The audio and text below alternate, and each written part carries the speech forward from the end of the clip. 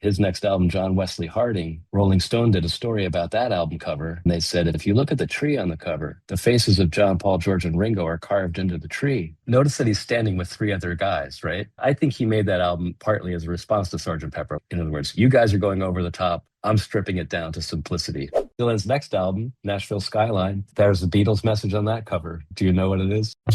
We're totally booked. Rock and roll! Well, I think I'll leave you to your reading. Little Hand says it's time to rock and roll. Rock and roller! We are totally booked. Welcome back to Booked on Rock, the podcast for those about to read and rock. I'm Eric Senich. Before we get started, if you'd like to support the podcast and get episodes commercial free, sign up for the Backstage Pass from Patreon, just $5 a month. The link in the show notes, or you can go to bookedonrock.com. Now on to our guest. This is a fascinating topic. Jim Windolf is the author of the brand new book, Where the Music Had to Go, How Bob Dylan and the Beatles Changed Each Other and the World. Jim, welcome to the podcast. Hey, Eric. Thanks for having me on. Really appreciate it. I appreciate it as well. Your book, it argues that Bob Dylan and the Beatles didn't just influence music, but each other, and the relationship was deeper and more consequential than has been noted by earlier writers. What do you think the biggest misconception about the relationship is? Well, I think the misconception is that I guess rock fans know that people used to think the big rivalry was between the Beatles and the Stones, but really I think they had more of a competition with Dylan and had more to do with him creatively. They were in a creative dialogue, and I don't think a lot of even some fans of each group, or Dylan and the Beatles, are aware of how deep it went, how often they saw each other, how well they knew one another, and how they had each other in mind when they were writing songs and recording sometimes. At what point did the relationship shift from admiration to competition, or was it always both? Maybe from the minute they became fans of each other, which was 1964. Maybe it had a bit of competition built into it from the start. There's a bit of admiration, but also like, hey, wait a minute. Maybe what if Lennon had some insecurity about Dylan from the start? He seemed to be a little bit in awe of him, and with that awe came the worry, like, maybe this guy's better than me. So Right. So even when they're admiring him, they might feel like he has something we don't, and that's how Dylan felt about the Beatles. Wow, they're doing something that's really catching on. Why am I not doing that? What's wrong with me? And another way to look at that is they complemented each other, and they decided, like, I'll take a little bit of what the other one has to improve what I do or make it more interesting. You came to Dylan after the Beatles, right? Yeah, a little bit. Both when I was a kid, but slightly older kid when I came to Dylan. So I was about 11 years old when Dylan made sense to me, and it was the song Hurricane from 1975. And that was not a very big hit, but it was on the radio. I grew up in New York, New Jersey. And so I grew up in New Jersey and listened to New York stations, and it was on there a little bit, and it really grabbed me. And from there, I went deep into Dylan. Among the first records I had, I got Desire. That's the album Hurricane is on. And also the one that was out at the time, Hard Rain, which is a live album of his Rolling Thunder Review period. And I love that Rolling Thunder Review stuff. I think that sound is so rough and like just great. And I love that record when I was 11, and I feel the same about it now. And the Beatles started for me when I was a little, kind of a little kid. So when I was like 5 years old, it was really Uncle Albert, Admiral Halsey, a Paul McCartney song that got me into their sound. And then from there, I heard, oh, he was in the Beatles. And then you start to learn the lore and all that stuff. And I worked backward from there, and remained a fan of, Lennon as a solo artist. I had Shaved Fish, when I was like 10 years old, that compilation album, and the George Harrison album, 33 and a Third from 1976. That's an album I still love. And those records, I'm a 70s kid, so I'm like a second generation fan, I guess. And the solo records got me into it. And then I went back into the Beatles from there. And same with Dylan, go back to his early stuff and learn the whole story and how the sound evolved. The majority of people would say it'd be the Beatles first, then Dylan, specifically because of the Beatles' early albums, very pop. very easy to absorb as somebody who is younger. You don't necessarily have to understand the lyrics as much as you're just loving what you're hearing and seeing. I think a lot of parents I know, and even me having kids, the Beatles still appeal to kids, so you can put on, something early, or you can put on I Am the Walrus, and kids just are still fascinated by that sound.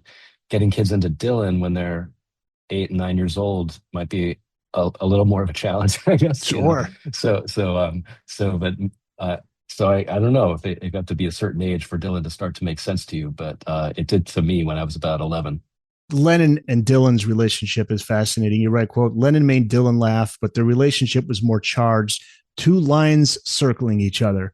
Their dynamic seems most fascinating. Talk about that relationship that they had. Yeah, it's really funny. I mean, it starts with this, Lennon, when he first gets to Dylan, it's with the other Beatles in Paris in January '64. They're playing a 3-week engagement at the Olympia Theater. And Paul brings back the first two Dylan albums to the hotel suite. And Lennon, even as he's falling for Dylan, he tells this reporter who's there, like, he notices the hat that Dylan's wearing on his first album, and he wears a similar hat. And he's like, oh no, people are going to think I stole this from Dylan. So he already has this anxiety about Dylan from the very start. And it just continues through his whole life. I mean, his last known home recording session, 3 weeks before his death, he recorded Serve Yourself, which is his parody of Gotta Serve Somebody. So Dylan's on his mind to his last days. And even that song, it began as a parody, but he worked on it for a year. So it's not like a throwaway track. I kind of argue in the book that I think it's one of his last great creations, that song. It's so unhinged and goes all over the place, and it's kind of profane. It reminds me in a way of like an Elvis Costello song, like I Want You, that kind of song where it's, really venting something. And so he kind of started off with, this desire to make fun of Dylan's religious period, but it led him to writing a really interesting song. And he recorded it 12 different times that we know of on cassette, that those leaked out of the Dakota building, and collectors came upon them. So it's something that stretched through his whole life. What's the specific moment where you can clearly hear Dylan influencing the Beatles sound?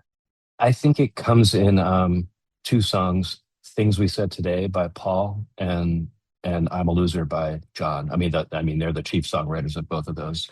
So Lennon in late '64 gives an interview to Melody Maker, and he says, this is when he announces that he and the other Beatles are fans of Dylan. And Melody Maker gives it this great headline, Beatles say Dylan shows the way. And then and Lennon says that he wrote I'm a Loser and A Hard Day's Night inspired by Dylan. I don't really hear it in Hard Day's Night myself, but John said it. So in his mind, there's some connection to Dylan with A Hard Day's Night. Maybe a stripped down version of it. Maybe. Yeah, maybe we could hear it. Yeah, I don't know if we have. I don't know what the latest box set is of A Hard Day's Night. Maybe there's some early track.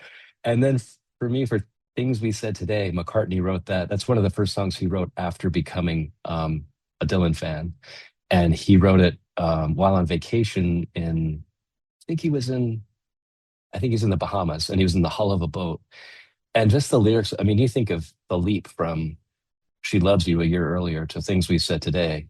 That's quite a leap lyrically. I don't think it's so much in the sound, but it's like McCartney's deciding to write a song about love that's more complicated than the early rush of adrenaline that you feel, or the heartbreak at the end, which is the stuff of more typical love songs. Things We Said Today is like a meditation on, oh, the love we're having now is eventually going to go away, and he imagines a future version of himself looking back on this moment, and it helps him appreciate what he's going through in the moment. And I kind of connect that song in my mind to a song called Bob Dylan's Dream that's on the Freewheelin' Bob Dylan, Dylan's second album. And on that song, Dylan falls asleep on a train and falls into a dream of his old friends that he had before he was a somebody, before he was famous, and he kind of longs for those simpler times. Lennon read a lot. You note that in the book. As far as Dylan, he read a lot as well. I mean, I think that's the other similarity there with Lennon and Dylan, right? Literature. Yeah, they're both. Yep. They both are. Paul read a lot too, but they also had literary ambitions. And from the start, in one of Dylan's first interviews that he gave to Studs Terkel in like '62, he talks about, yeah, I'm working on my autobiography. He didn't end up writing it until 2004. And he would talk often about like after the Times They Are Changing came out, he was kind of lost his way for a minute and he didn't know what he's going to do. And he's telling people, I might be a playwright or might become a novelist now. And Lennon is the first one to publish. He published the book in his own right in '64.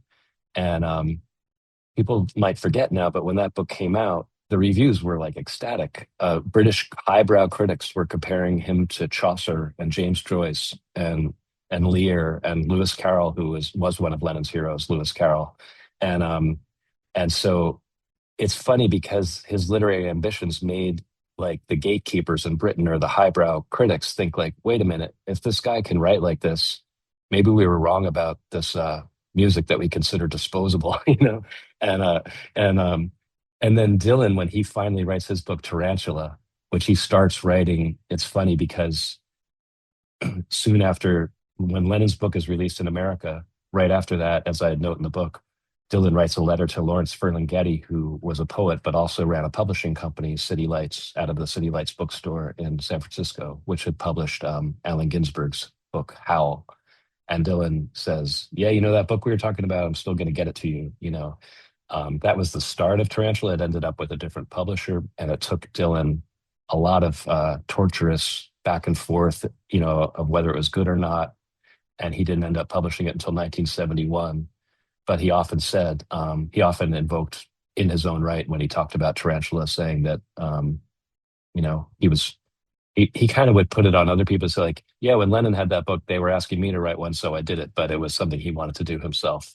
I asked about when you hear Dylan, his influence in the Beatles sound, the flip side of that, where do you hear the Beatles pushing Dylan in a new direction? Well, you hear it, first of all, in, it's not a very Beatle-y sound, but Subterranean Homesick Blues, which was really Dylan's version. I feel like it's a rewrite of Chuck Berry's Too Much Monkey Business, where Dylan throws a new kind of lyrics onto the old rock and roll structure that he gets from Chuck Berry from Too Much Monkey Business, and throws in like absurd social commentary and all these aphorisms. That's like the Vandals took the handles and all that stuff. So that's when he decides, that's about less than a year after he's become a Beatles fan, when he records that. And he's made the decision there, people love him as a solo folk troubadour, and he has a very solid audience, and he could stick with that if he wanted to. But he's getting a little tired of the rules and regulations of the folk world and just the general atmosphere by that point. And they're trying to fit him into this role he doesn't want to play, which is like to be, even though he loved Woody Guthrie, you're going to keep being the guy who sings protest songs. And, when there's a strike, you're going to be, we want you on our side. And songs like The Times They Are Changing, which is so clear, in its aims. Now he's starting to write songs before Subterranean Homesick Blues, like Mr. Tambourine Man and Chimes of Freedom, they're hard to figure out what is he saying. And these songs disappointed a lot of his folk fans, not all of them, but a lot of them, because they were like, what are we going to do with these lyrics? He's got so much talent. He should be helping society with his lyrics, not expressing his innermost feelings. What are we going to do with that? And so that was kind of like one step on his way to going to rock and roll. And Subterranean Homesick Blues is the first time he does it. And that, it is a new thing for Dylan. It's a hit single. His songs before that, Peter, Paul, and Mary had a hit single with Blowin' in the Wind, but Dylan didn't himself. I wonder how much of the sense of melody and that type of songwriting structure the Beatles had that made them so popular, that maybe that rubbed off on Bob Dylan too. It did. One super obvious example is a later. So I'm trying to, let me get the year straight. It's after Like a Rolling Stone comes out. So that's 65. And he wants it. And that went to number one on Cashbox in America. Some people say it wasn't a number one hit, but Cashbox had a very accurate chart at the time. That was the rival to Billboard. And so Like a Rolling Stone was number one, and he wanted a nice follow-up to that. And when he did a recording session, when he was trying to record a new single, he recorded "I Want to Be Your Lover," which was basically a rewrite of the Beatles' "I Want to Be Your Man," which had been a hit for the Rolling Stones and kind of a highlight of their live shows when Ringo would sing it from behind the drums. And "I Want to Be Your Lover" is it has a lot musically in common with "I Want to Be Your Man," but it's different in the verses. And this is where the competition comes in, because Dylan's kind of, I think what his message to the Beatles or anybody listening to the song is, you think a rock and roll song has to have these kind of throwaway lyrics. Actually, they can be kind of heavy, and he throws in all these surreal images into the lyrics. Now, the thing is, nobody knew about it at the time because Columbia Records shelved it, so it wasn't his follow. It didn't end up being his follow-up single, but it was. There he was in the fall of '65, recording that. Then he did "Positively Fourth Street" right after that, and that became his follow-up to "Like a Rolling Stone." But there he was, recording a very Beatlesque song. Yeah. How much of his experimentation was influenced by the Beatles?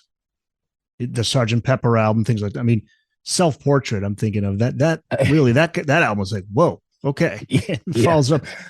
Nashville Skyline, Self-Portrait. Yeah, I think they did in a weird way, in that and critics pointed this out at the time, that like Robert Christgau, who was a big critic even back then for the Village Voice, when he heard John Wesley Harding, he described it as, this is Dylan's reaction to Sgt. Pepper's Lonely Hearts Club Band. He's taking their Baroque sound and all that maximalist thing that the Beatles are doing, and he's like, no, that's not the way to go. Let's boil it down to the ultimate simplicity.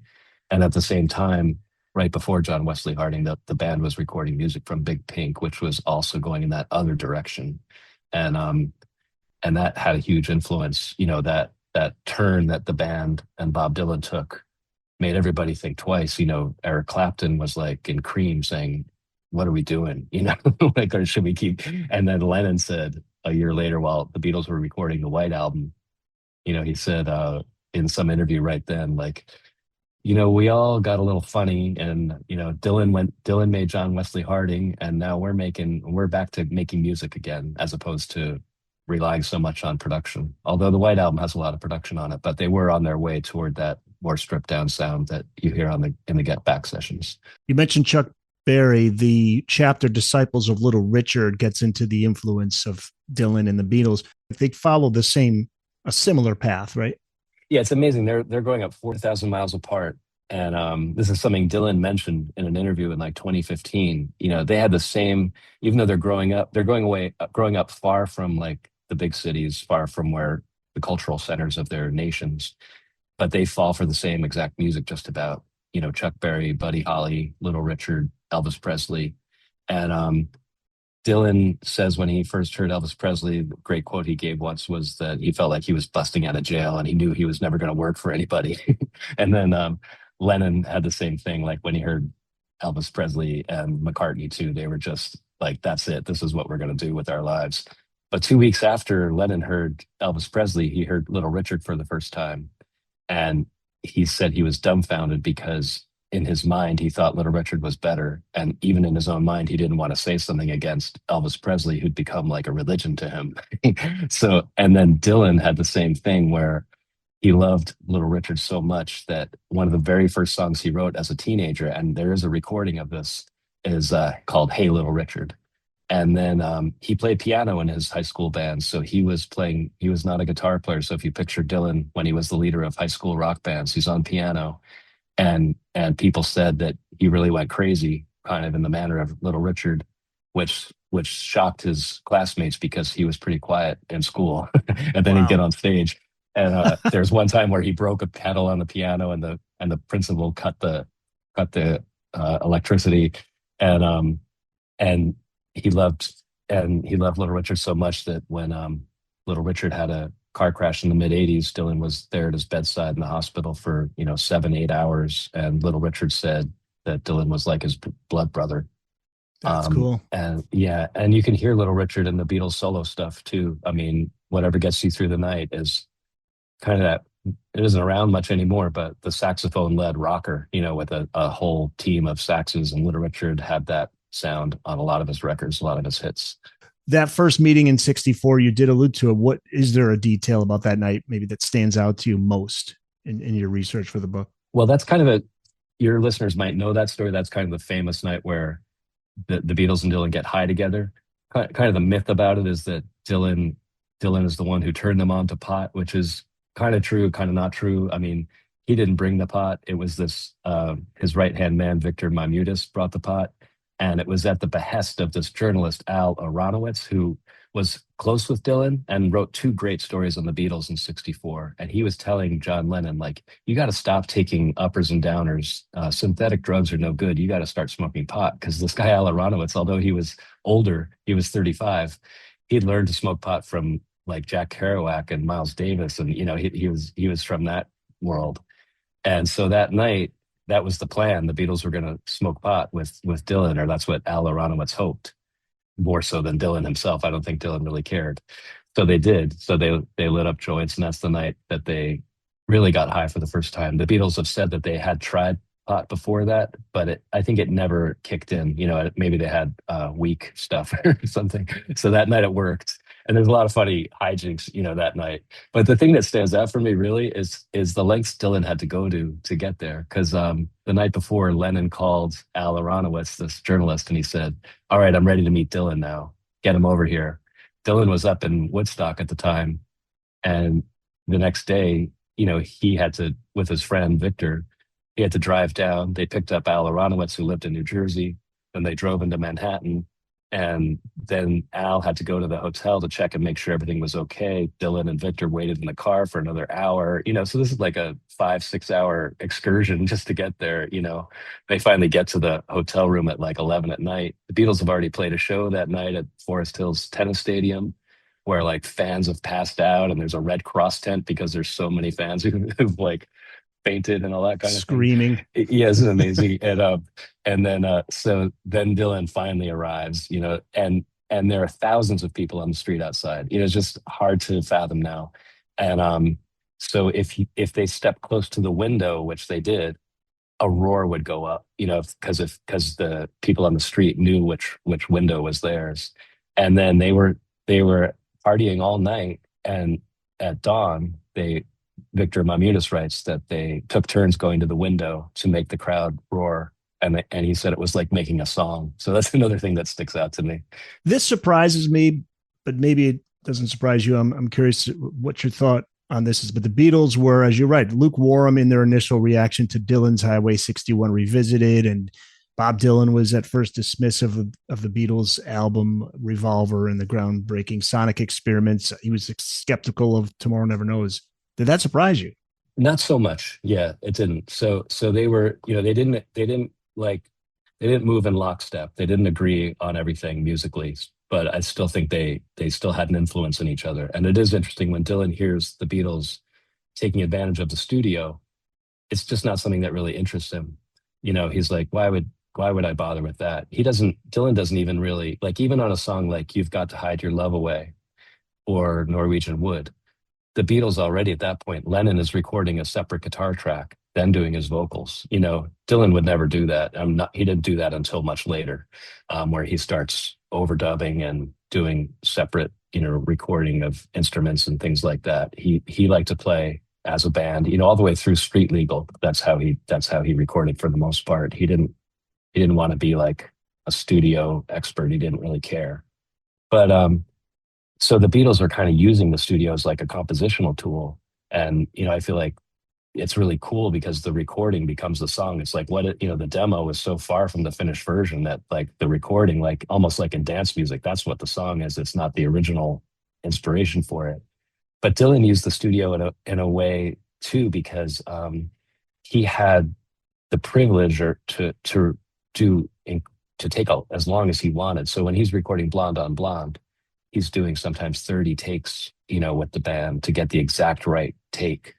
And other groups at that time didn't have that luxury. They were expected, you go into a Nashville recording studio, you have 2 to 3 hours to record your song, and that's it.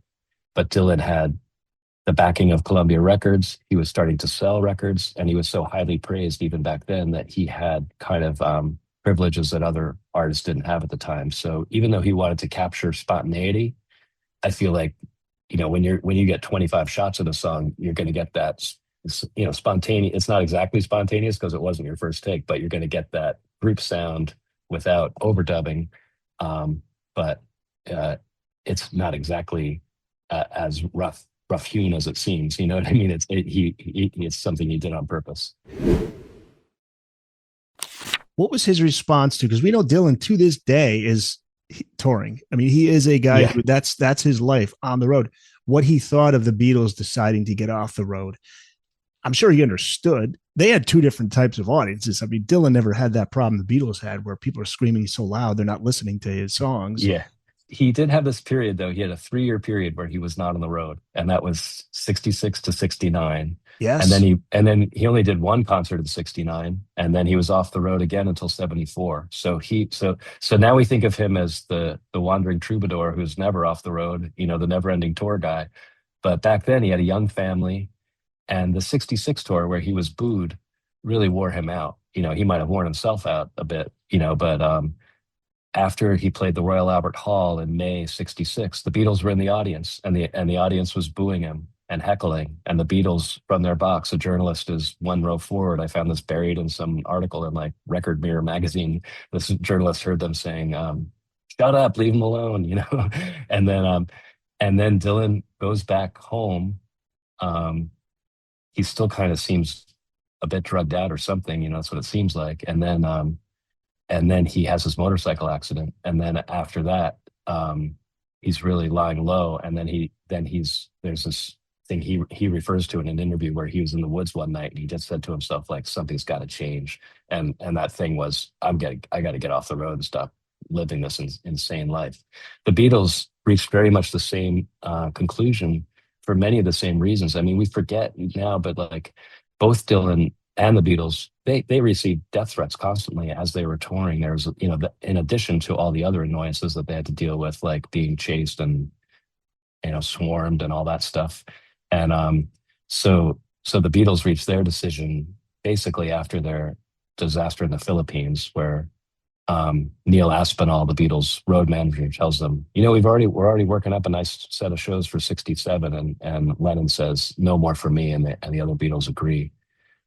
What's one thing in that regard that did surprise me was that the Beatles were the first pop act to headline a stadium when they did Shea Stadium in 65. They played there again in 66. And a month after they played there, Dylan was scheduled to play in August 66. There were like ads printed up and everything. And after the motorcycle accident, that concert was canceled. So was another one at the Yale Bowl, which held 70,000 people in New Haven, Connecticut. So he was going to become a stadium act, and that's what he was heading toward.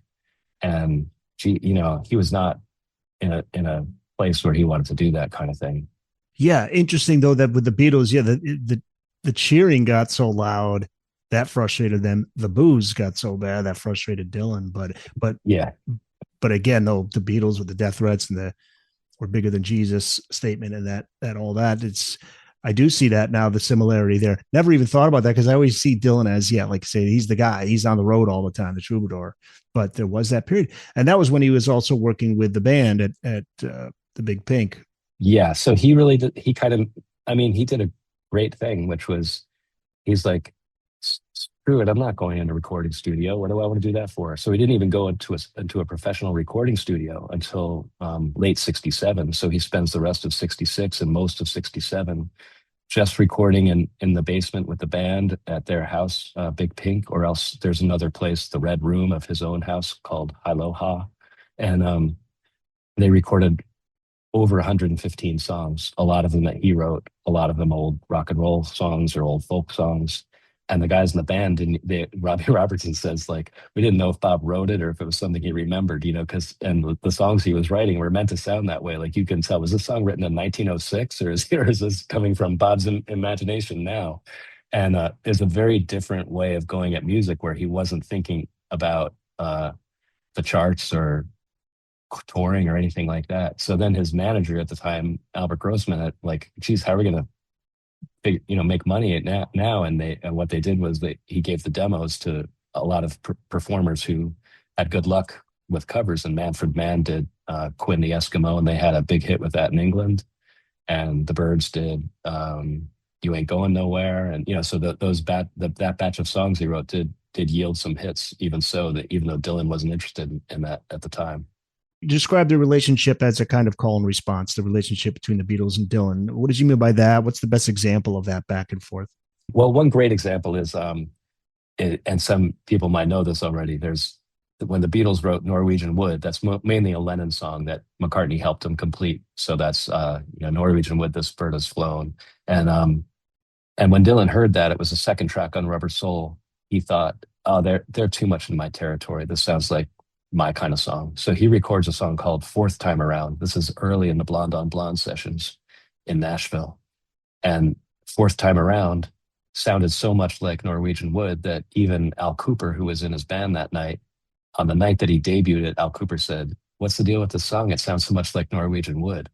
And Dylan says, "I'm afraid Norwegian Wood sounds like one of my songs, so I feel I must reclaim it." That's not the exact quote, but something like that.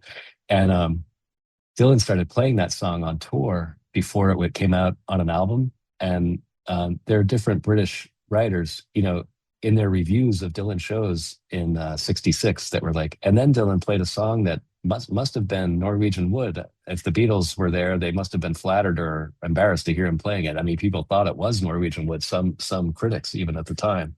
That's how close it was. So that's one version of a call and response. And another one is "I Want You." Dylan had a song, "I Want You," on Blonde on Blonde. Yeah, it's great, right? And so then the Beatles, when they're doing the Get Back sessions, they played 15 Dylan songs in whole or in part, more than any other songwriter's songs they played. And Chuck Berry was second with 13. So they played 15 Dylan songs. They played "I Want You" twice.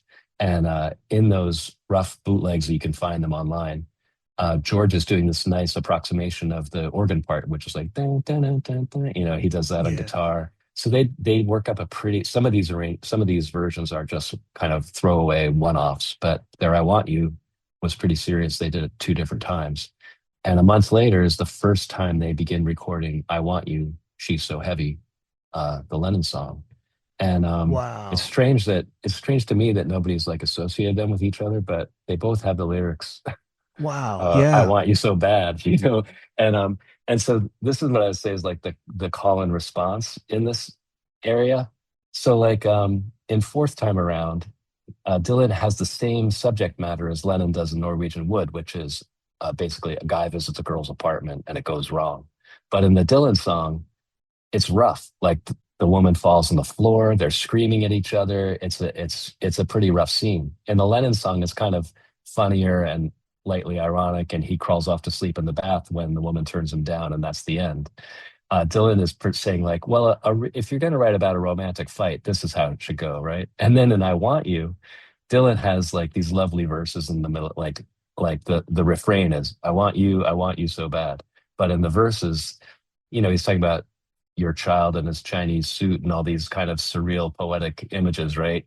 And Lennon's "I Want You" is like the lyrics are cut down to the bone. And I think he's saying like, if you really want to write about love or lust, you wouldn't fool around with poetry because that's like an evasion. Like you would just say, all you would do would be like, I want you so bad. And then "She's so heavy." That's about all the lyrics are.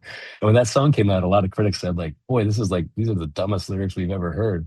But to me, they're incredibly great lyrics because they're just so direct. It's like, that's what Lennon at that point was like, doing away with all frills in his songwriting. That song "Cold Turkey," there's some other ones that are, just really raw. And he wasn't interested in like, 2 years before he'd written "Across the Universe," which is kind of lovely and frilly in its lyrics, but he was on a different trail by then. So is Dylan, because the songs on "Nashville Skyline" are very stripped down and the lyrics are very concise. Dylan was famous for, "Desolation Row" is an 11-minute song. "Lay Lady Lay" is a 2.5-minute song with 3 verses. You know what I mean? He changed how he was writing songs. Sorry to blab on, but another thing he did was the first time Dylan ever wrote a bridge in a song was "Ballad of a Thin Man" in '65. So before that, he'd never written a bridge. The Beatles always wrote bridges in Lennon McCartney anyway, in their songs. And the first time they didn't write a bridge or was "You've Got to Hide Your Love Away," and that's a Dylanish song, So the folk and blues tradition that Dylan is writing out of, those tend not to have bridges. The Beatles kind of combined folk, blues, rock and roll, whatever you call it, with that Tin Pan Alley tradition where you always have a bridge, which they called a middle eight. And they're taking care of their listeners, like, oh, you got to give them something different in the middle, or their ears are going to get bored. Dylan didn't really care about that. I mean, it's amazing to me that Dylan, a lot of these songs that don't have bridges, and he can do verse after verse after verse and still keep you interested. That's because of the intensity of his delivery, and because the lyrics are so interesting and so cool and good. So like a Rolling Stone, he's not going to break away and do a bridge in the middle of it. He didn't have to bother. You're so right, though. He takes his hits as a singer, but as a vocalist, the way he emotes and the way he presents the lyrics is like nobody else. And you're right, he just carries those lyrics right through. There was a Dylan author who was talking about just how great he got at writing lyrics that it became so easy to him. He was just playing around with them, where he would just try to fit as many words into one verse, and then the next verse there wouldn't be as many. Let it breathe. I mean, just kind of messing with it like a kid playing with a toy. There's a fancy term that musicologists know. I forget the name of it, but it's for jamming too many syllables into a line. And Dylan is great at doing that. And it just doesn't bother him. He'll just go ahead and do it, and he can get away with it somehow with his phrasing. He doesn't stumble, and he just powers through it. I also think, like, that thing about his singing, he's never off pitch. Like, even like you might say, he doesn't have like a huge vocal range, but sometimes he does. Certain songs like "Simple Twist of Fate," he goes up and. But I always think he makes the right decision, and it's not corny, like the choices he makes when he's singing. So, like, there's a song, his version of "House of the Rising Sun," which is on his very first album when he's 20 years old. Dave Van Ronk, this other folk singer in Greenwich Village, was very mad because he said, Dylan took my version. He took my arrangement of that song. And when I listen to them back to back, I'm just like, to me, Dylan's is so much better because it sounds real. Where Dave Van Ronk to me sounds like, I'm going to do an old timey folk song for you people now. Whereas Dylan makes it sound like it happened yesterday, and it's just like conversational, and you believe it. To me, I believe it more the way he sings it. Even though, and it's funny because he's singing this kind of made up accent that he came up with, because he's just a kid from Minnesota, and he's singing like he's like from Oklahoma. But even so, there's something just, to me, convincing about his singing ever since he was like 20. There was quite a bit of that in the early days there in New York with the folk singers. Like Hey Joe was one that a lot of people were singing in clubs, and then there was a little bit of a battle over, hey, that's mine, no, that's mine, no. And then it's like there's 5 different recordings of it. But that seemed to happen a lot in those days. I think if you staked out your territory and you did the best version of a certain old song, that's yours. Now you can claim it. The Booked on Rock podcast is part of the Boneless Podcasting Network. If you're a fan of classic rock and classic film like I am, go to boneless.lovable.app to find over 20 great shows there. That's boneless.lovable.app, or just go to bookedonrock.com, the Boneless Podcasting Network. It is what you want it to be. Listen with confidence. Jim Windolf is the author of Where the Music Had to Go, How Bob Dylan and the Beatles Changed Each Other and the World. Dylan never made a big explicit statement about being included on that cover of Sgt. Pepper's Lonely Hearts Club Band. Did he see it as a sign of respect, you think? I don't know. That's an interesting question. He didn't mention, I've not seen him mention it. He's been asked about the album itself. And so it's like 1978 where Dylan gives an interview and he says he found it overindulgent. But there's an interview his mom gave. Dylan's mother didn't give many interviews in her life, but she gave a couple of great interviews to this writer, Toby Thompson, who wrote a terrific book called Positively Main Street that Dylan fans should check out. And she was in Dylan's house a lot in the late 60s in Woodstock. And she said, oh, Bob loves Sgt. Pepper. He loves the Beatles. So it's funny to me to think that it was always on, in there, even though Dylan would later say like, it's not my thing, So, but I don't know if he mentioned that the fact that he's on the cover, but the funny thing is his next album, John Wesley Harding, Rolling Stone did a story about that album cover. And they said, if you look at the tree on the cover, the faces of John, Paul, George, and Ringo are carved into the tree. And and and then they asked the photographer, and he said, "Well, I wasn't aware of it, but yeah, if you look, I agree, you can see that in there, Wow, which is the that is a weirdest thing." trip. And Oh my then God. and then not only that, but when Dylan did the cover of John Wesley Harding, notice that he's standing with three other guys, right? So it's like he wanted that album cover. So I think he made that album partly as a response to Sergeant Pepper. Like, in other words, you guys are going over the top. I'm stripping it down to simplicity, right? And when he put that album out, he said, he told the record label, no single, no tour, and Dylan said, this was the season of hype, and I didn't want to have anything to do with any hype.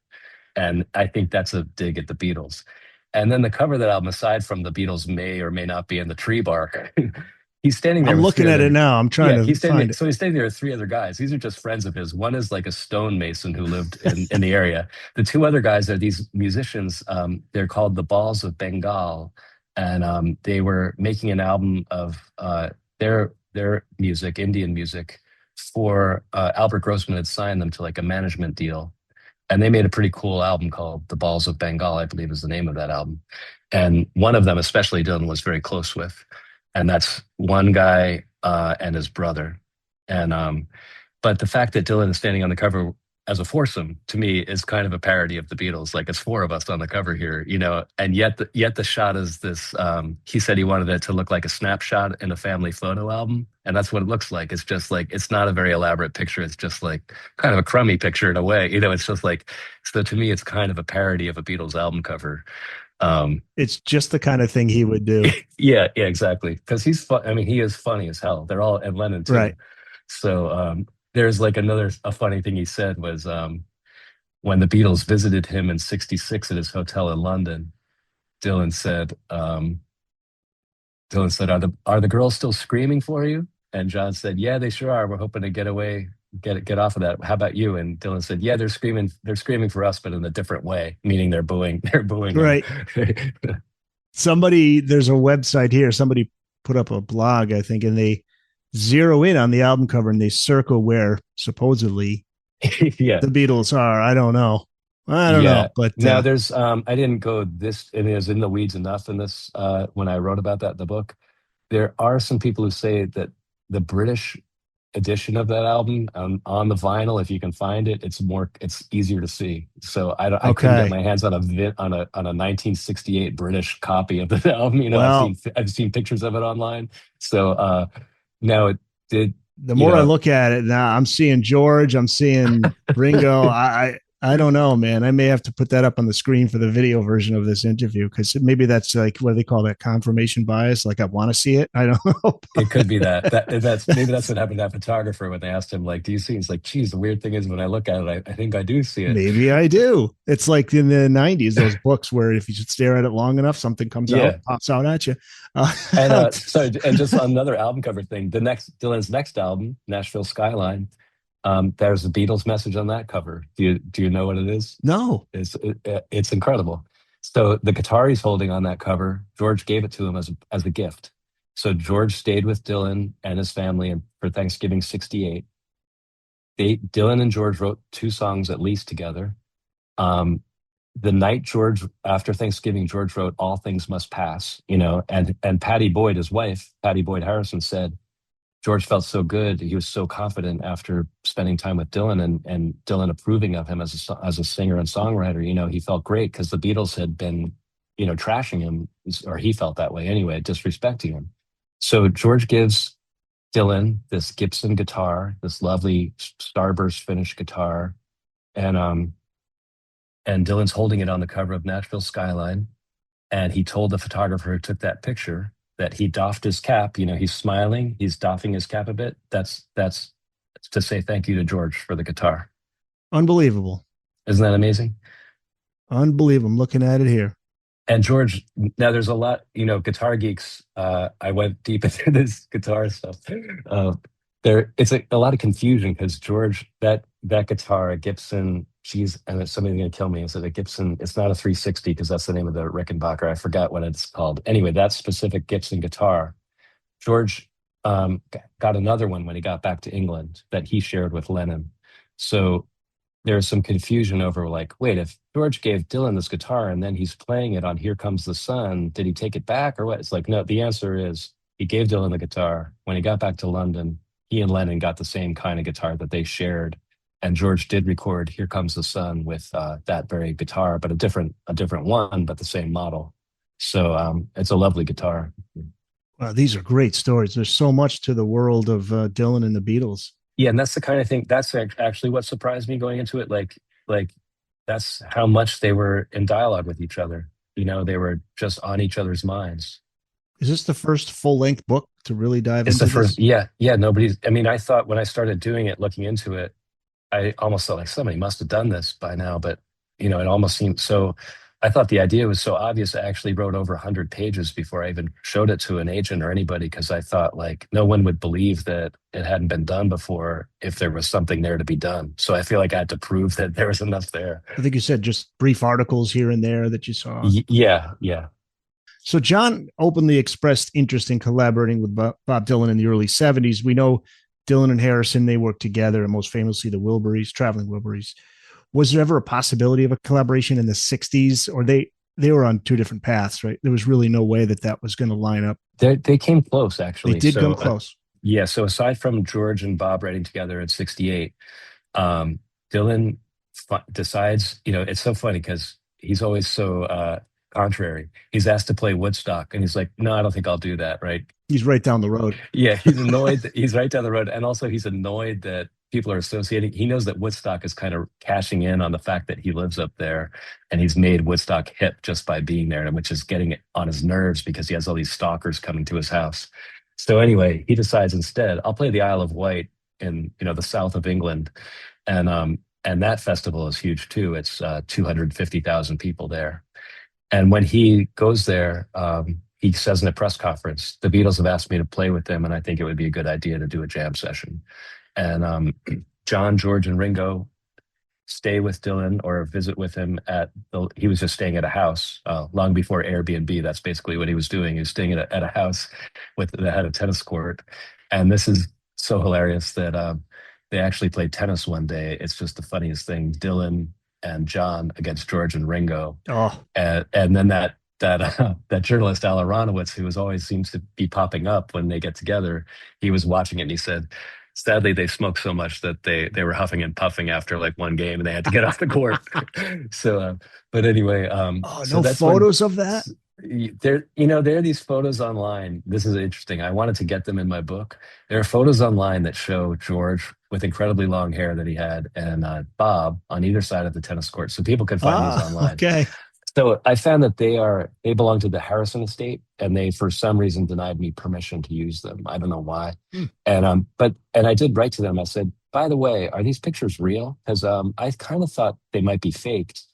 And specifically, they look to me like, when I look at those pictures, Bob Dylan looks so much like Jacob Dylan and George Harrison. And I was like, is that Jacob Dylan and George Harrison's son doing like some play acting or something? Because it looks like almost too perfect to be real.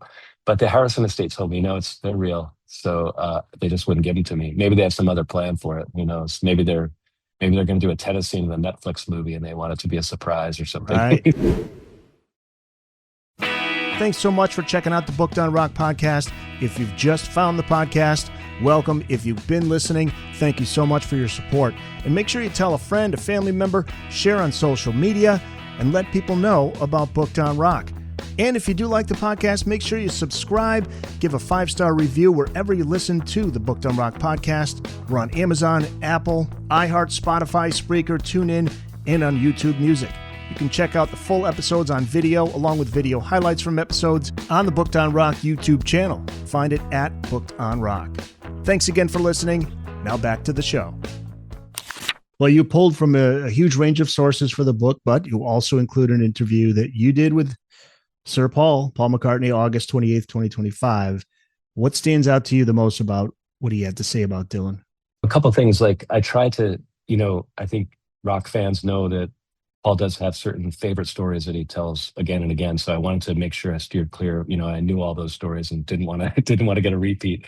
So one thing I asked him was, he played that Desert Trip Festival in 2016, and Dylan was on the same festival on a different night, and I just said, "Did you happen to see his show?" And I didn't know what the answer was going to be, and he had talked about it, and it turned out that he had. So he told, a nice full version of what happened when he saw Dylan there, and they hung out, and that was nice. And the other big thing, I think he said this before, but he said it again to me, that he's open to collaboration with Dylan. And he says when he's tried to do it in the past, just logistics get in the way. Like they're always like, he says Dylan's people send him a note and say like, well, you can wait 2 weeks and then meet here and then meet there. And he says McCartney's kind of like, if it's complicated, I'm not going to do it. But if we can easily do it, let's do it. And even when I did that interview, I thought like, that's never going to happen. But now, McCartney's in the middle of releasing his new album. It's just, he put out the first track a couple days ago. I actually think it's good. And he's playing good guitar on it too. That's him on guitar. And anyway, so I don't think it's impossible. It's highly unlikely, but who the hell knows? And Dylan supposedly was recording in, I think I saw online somewhere that people noticed that he was recording in Poughkeepsie, New York, about 6 months ago or something, and nobody knows what he was up to or why. So I wouldn't be shocked if he has another album. His Rough and Rowdy Ways came out in, I think, 2020, so now it's been a while. I love Murder Most Foul. Oh man, and that's also, by the way, the Beatles were mentioned on that song. And that's where I'm going. Yeah, he mentions them directly. How often has he mentioned them? There are some moments, right? Roll on John. In Roll on John, not only is it for John Lennon, but in the song he mentions the Quarrymen, the Liverpool docks, Hamburg. He also quotes part of Come Together, and he quotes Battle of John and Yoko. If you look closely at the lyrics there, as Dylan's so adept at doing, like little phrases from those songs pop up in the middle of his tribute to John Lennon. Yeah, so those are two obvious ones there. Yeah. The first time he did it was on a song called Bob Dylan's 115th Dream. So this is the same day he recorded Subterranean Homesick Blues. This is the day that Bob Dylan really went electric. It's 10 months before Newport, right? It's in a recording studio in New York in January 65. And in the middle of Bob Dylan's 115th Dream, which is a Shaggy Dog story kind of song, and there's a mention of an Englishman, and then Dylan yells out the word fab, which everybody back then knew was a reference to the Fab Four. So that's a little indirect line. Yeah, I came around to Dylan very late, so you may. Oh, that's fun. Yeah, so that you may pick up on. I mean, there are things about Dylan I really need to read more about him, and I've read, I don't know, 3 or 4 books on Dylan, but there's so much to learn. So it's just fascinating. I'm just now really just getting into his music and really that's cool. Absorbing. What are your? I don't know. What are you starting with? What records are it's the early ones to start. Everything from the second album right up through. Let me just go to his. There are a few things on that debut, but I think everybody could agree that's even Dylan himself. That was not really 100% Bob Dylan. It's the free-willing Bob Dylan. So that Times a Changin', Other Side of Bob Dylan, Bring It All Back Home, Highway 61 Revisited, Blonde on Blonde. I mean, all of those right up through Nashville Skyline, Self-Portrait. There are some moments there that I like, but I know that kind of, that's like, you have to really, really, it's an acquired taste, I suppose. But then as we get into, Blood on the Tracks, Desire, let's see, what else am I missing? Oh Mercy is the one from the 80s that I really enjoy. I love that record. Yeah, that's 89. I mean, some Dylan fans have a problem with Danielle Lanois' production. I just don't. And I also think part of that production is capturing Dylan's voice. And Dylan's voice is amazing on that record. I mean, he's the first producer that really captures that mature, deep Dylan voice. And it's really well. And I love those songs, just those songs. I think it's 10 songs. That album's like 32 minutes long. It's like, I think that's a great album. And I skipped over one that Infidels I enjoy. Yeah. Neighborhood Infidels. Bully is on there, I think, right? Yep. Yeah, and that's Mark Knopfler's involved in that one, and Sly and Robbie. Everybody hates Down in the Groove. That's supposed to be, a lot of people think Down in the Groove and Knocked Out Loaded, for a lot of fans, are the very bottom. I enjoy both of those records. I don't know. I just like them. What can I say? And especially, their Brownsville Girl is on there. It's like an 11-minute track that Dylan co-wrote with Sam Shepard. It's got, crazy horns on it and the whole thing, but it's a lot of fun. Yeah. How about this for my first Dylan album that I owned, Time Out of Mind? Oh, that's great. There's a writer, actually, there's a book about that album that is so much fun to read. And it's very hard to find because it's self-published. It's called Whirligig. And I totally recommend it to you. And it's about Dylan's fights with Danielle Lanois making that record. And it's very, people should know about that book. It's really, really cool. Yeah. And not dark well yet. Researched. Yeah, Not Dark I Yet love that album. Yeah. Is absolutely mesmerizing. And I did have the chance to interview, let me just see, I think it was the engineer. It's been a while, but let me just I heard that. Yeah. Mark Howard, he was the engineer. Yeah. And a fantastic guy, a fantastic book, Recording Icons, Creative Spaces, which was a fascinating book because he was getting into all the places that he likes to record albums at, like old churches. And I suppose he was also involved in Oh Mercy because they took a house in New Orleans and that's where they retrofitted it for a recording studio. I think you're right. And that book has all these pictures of all the artists that were there that he was with. But anyway, yeah, you could find, actually, if anybody's interested in that episode, it's way back, episode 93. That's like November of 2022. Time flies. Find the Booked on Rock website at bookedonrock.com. There you can find all the back episodes of the show, the latest episode in video and audio, links to all of the platforms where you can listen to the podcast, plus all the social media platforms. We're on Blue Sky, Facebook, Instagram, TikTok, and X. Also, check out the Booked on Rock blog, find your local independent bookstore, find out all the latest hot rock book releases, and before you go, check out the Booked on Rock online store. Pick up some Booked on Rock merch. It's all at bookedonrock.com. So after writing this book, do you see either Dylan or the Beatles differently than you did before, or did it confirm what you thought? No, some new things came to mind to me, weirdly enough. I mean, not necessarily about I just learned more about their relationship. So that in itself surprised me the more I learned. Kind of learning how deep Dylan's fandom went of the Beatles. I mean, you can almost say like he invented Beatle tourism because in 66, he goes to Liverpool and he asked this guy, Bill Harry, who was the editor of Mercy Beat magazine, can you give me a tour of the Beatles sites? And he took him to the cavern. And then Dylan on his own went to a place where the Beatles had done a photo shoot in 62 outside a warehouse. And these pictures were pretty well known at the time. So he went to this exact same place, recreated their photo shoot himself, where he's standing in front of this abandoned warehouse. And it goes all the way through, like when Dylan's playing with Tom Petty in 85, they recorded during a rehearsal section, Come Together. And then in 1990, Dylan played Nowhere Man in a concert in Vancouver. And in like 2004, he's singing Tears of Rage. I mean, this cracked me up. He's like in Boone, North Carolina, singing Tears of Rage, and he starts throwing in new lyrics that mention Strawberry Field and Penny Lane. So the Beatles, and then soon after that, he goes on the the Beatles Childhood Homes tour, and then he writes Roll On John. So it's something that continues through his life. So that kind of surprised me. The final question, big picture kind of question here. If Dylan had never met the Beatles, Beatles never met Dylan, what kind of a music world would we be living in today? I think they both would have been great anyway, but they might not have had quite this extra thing that they got from each other. So it's kind of hard to imagine. I think of like the Beatles before Dylan. That's A Hard Day's Night. That's a great album, right?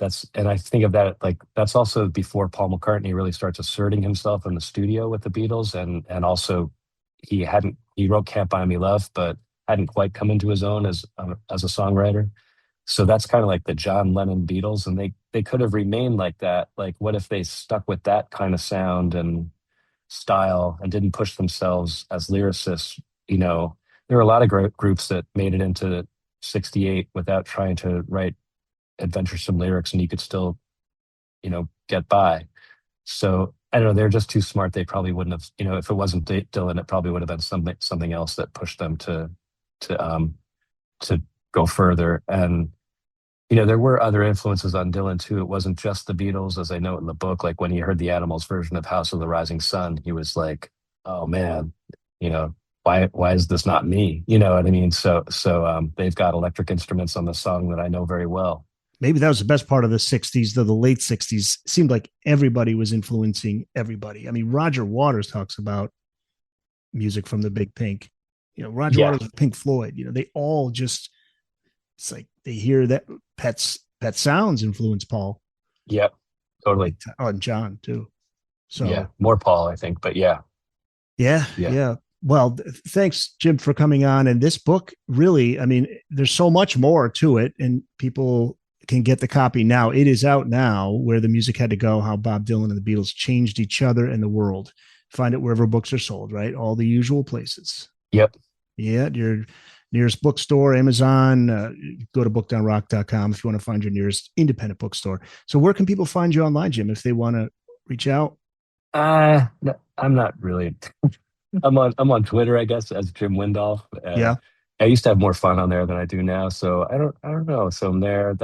I don't know. I'm just around. Cool. You can find my email address is there if people want to ask me a question about the book or something somewhere. So yeah, that's about it.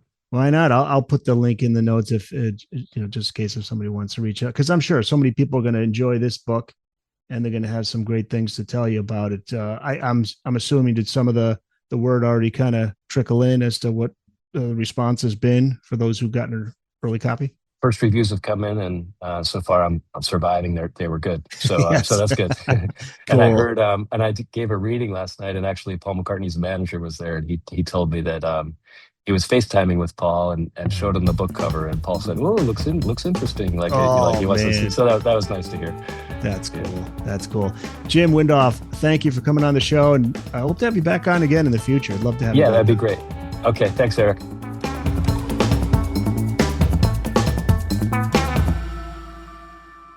That's it. It's in the books.